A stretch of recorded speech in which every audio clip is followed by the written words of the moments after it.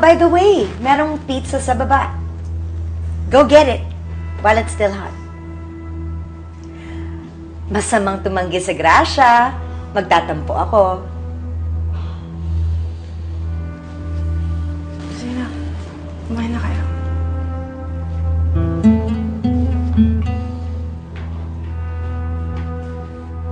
Smile.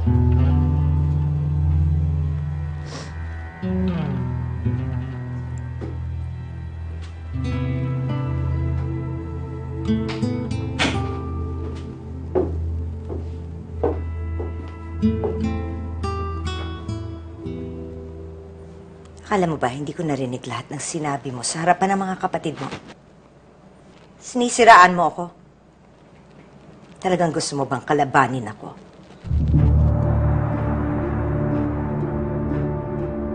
Sa tingin mo ba, Celine, makakabuti sa sitwasyon mo ang paninira mo sa akin? Tita, kayo po ang naninira sa akin. At mga kapatid ko pa ang ginagamit. Pati na lang po kayo magpakatotoo. Na gusto niyo kaming paalisin dito at suluhin si Daddy. Gusto mo ba malaman ang totoo, Celine? I'll tell you. Ikaw lang ang gusto kong paalisin sa pamamahay na ito. Your brothers and sisters, they like me. Ikaw lang ang nagdududa sa akin dito sa pamamahay na ito. Sila, tanggap na nila ako bilang bago nilang mommy.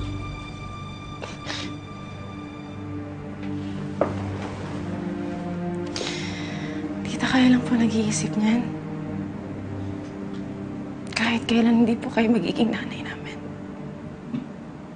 At bilang panganay, hindi ako papayag na mapunta si Daddy sa isang katulad mo.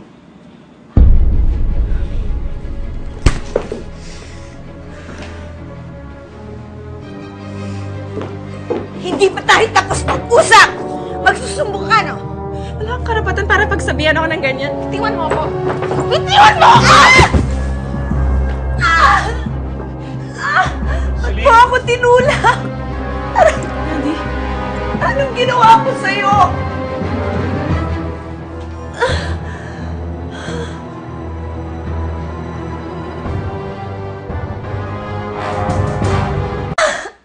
Inulak niya ako.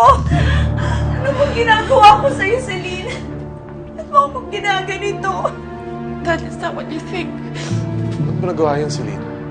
Kailan ka ba natutuman na kita ibang tao? Celine! Josephine? Josephine, are you okay? Hindi ko alam ba't niya ako tinulak, Arthur. Hindi ko alam anong ginawa ko sa kanya.